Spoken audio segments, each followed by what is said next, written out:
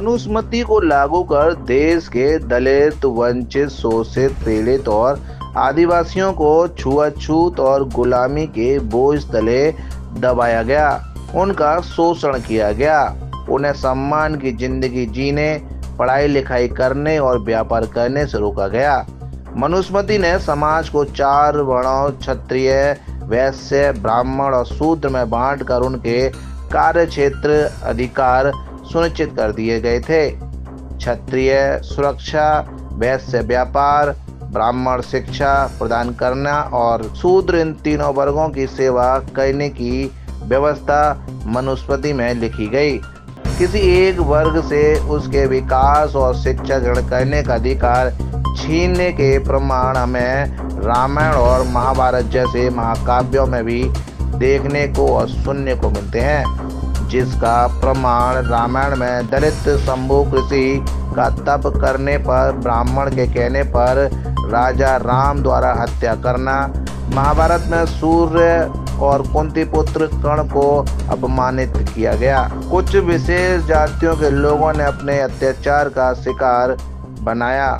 आदिवासी धनुर्धर एकलव्य का द्रोणाचार्य द्वारा अंगूठा मांग लेना, इस तरह की मानसिकता शूद्रों पर हमेशा से अत्याचार के रूप में बरसती रही।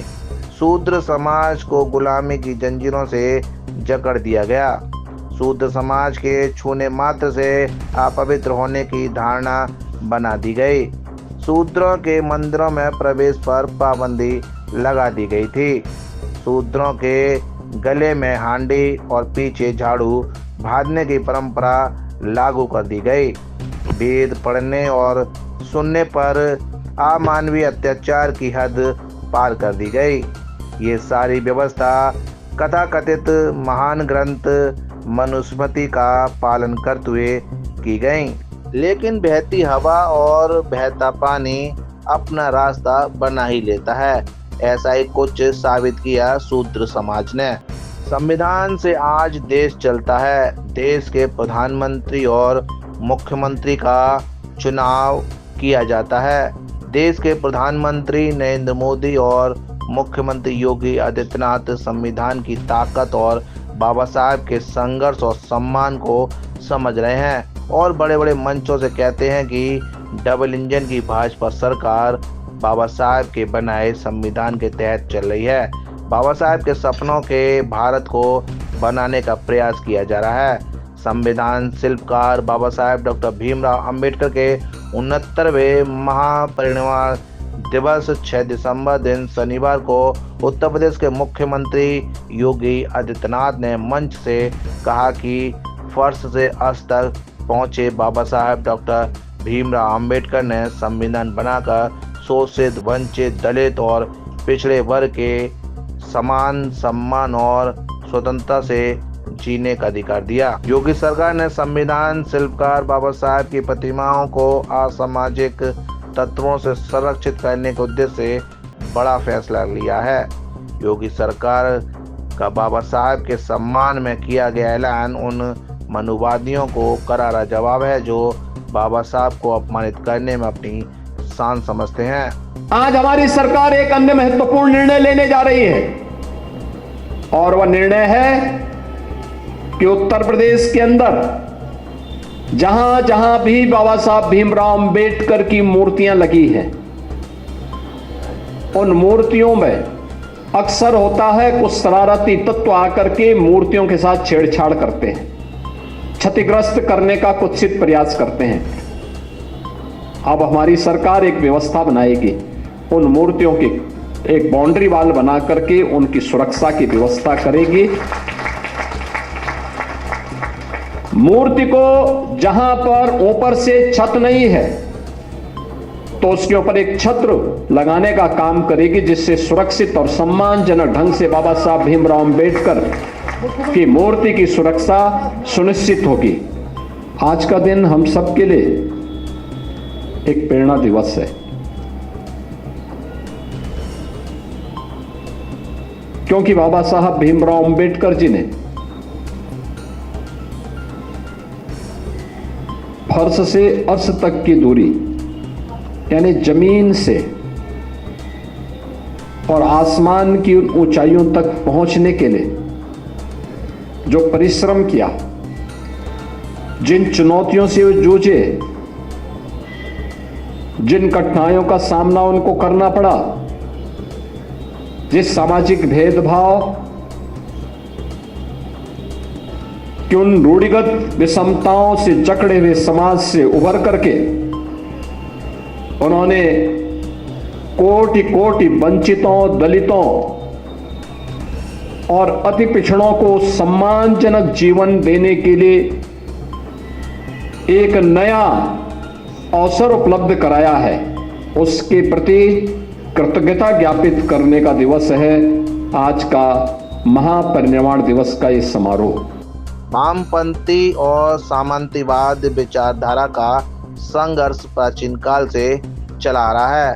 वामपंथी यानी शूद्र यानी बहुजन देश में सामाजिक बुराइयों और मनुस्मृति की विचारधारा को खत्म कर देश में बराबरी, सम्मान, शिक्षा और रोजगार के साथ देश में आधुनिक विकास कायम करना चाहते हैं। दूसरी तरफ सामंतवाद विचारधारा की मनु की संतानें मनुस्मृति की व्यवस्था आज भी लागू करना चाहती हैं, लेकिन सामाजिक भेदभाव और जातिवाद को बढ़ावा देने वाले ग्रंथ मनुस्मृति को बाबा साहब डॉक्टर भीमराव अंबेडकर ने 25 दिसंबर 1927 में जलाकर सार्वजनिक विरोध किया था।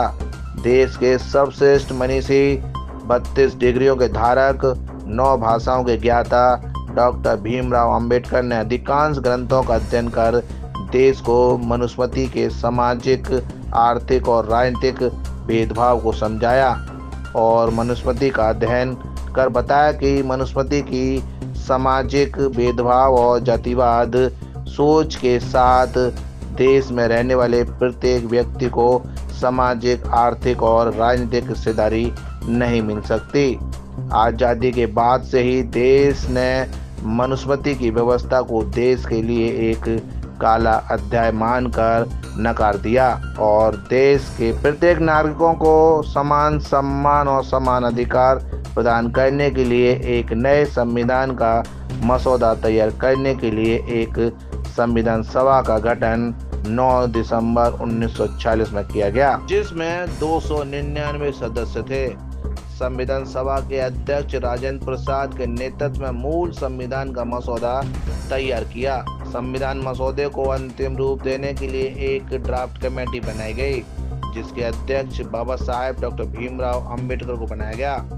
ड्राफ्ट कमेटी यानी प्रारूप समिति का मुख्य कार्य संविधान सभा द्वारा सौंपी गई विस्तृत रिपोर्ट की जांच कर संविधान को एक अंतिम रूप देना था। संविधान ड्राफ्ट कमेटी के अध्यक्ष डॉक्टर भीमराव अंबेडकर सहित कुल 7 सदस्य N Gopalaswami Ayyangar, Alladi Krishnaswamy Iyer, K M Munshi, Mohammad Saadulla, B L Mitter, D P Khaitan, बाद में 2 सदस्यों एन माधव राय और टी टी कृष्णाचारी को जोड़ा गया। संविधान सभा द्वारा लगातार 167 दिन की बैठकों के बाद प्रारूप समिति के अध्यक्ष डॉक्टर भीमराव अंबेडकर के अथक प्रयासों के बाद भारत देश के नागरिकों के हित में एक महान और श्रेष्ठ ग्रंथ संविधान बनकर तैयार किया गया। लेकिन कुछ स्वयं शंभू जगत गुरु कह रहे हैं कि संविधान सभा में 100 सदस्य थे। संविधान डॉक्टर भीमराव अंबेडकर द्वारा नहीं लिखा गया, इनके पिता बी एन राव ने लिखा है, जबकि संविधान सभा और संविधान प्रारूप समिति में कहीं भी बी एन राव का नाम अंकित नहीं किया गया। दिनांक 7 दिसंबर दिन रविवार को प्रिंट मीडिया के अखबार अमर उजाला में कथाकथित जगत गुरु रामभद्राचार्य के छपे इंटरव्यू पर हंसी आती है, जिसमें रामभद्राचार्य अपने संवाद में कह रहे हैं कि बाबा साहब ने मनुस्मृति नहीं पढ़ी है, संविधान से बेहतर मनुस्मृति है, जातिवाद खत्म नहीं होगा, जातिवाद खत्म कर देना चाहिए। रामभद्राचार्य से ज्यादा हंसी अमर उजाला अखबार के उस संवाददाता पर आ रही है जिसने चाटुकारिता और अंधभक्ति की पराकाष्ठा पार कर दी है, जिसमें अखबार के विश्लेषण करने तक की औकात नहीं है। इस तरह की खबर देश में जातिवाद को बढ़ावा और सामाजिक भाईचारे को खंडित करने का काम करती हैं। कुछ मीडिया हाउस को इस तरह के घिनौने काम करने में शर्म तक नहीं आ रही है। ये लोग भूल गए हैं कि समय परिवर्तनशील है। आज तेरी बारी है तो कल किसी और की बारी होगी।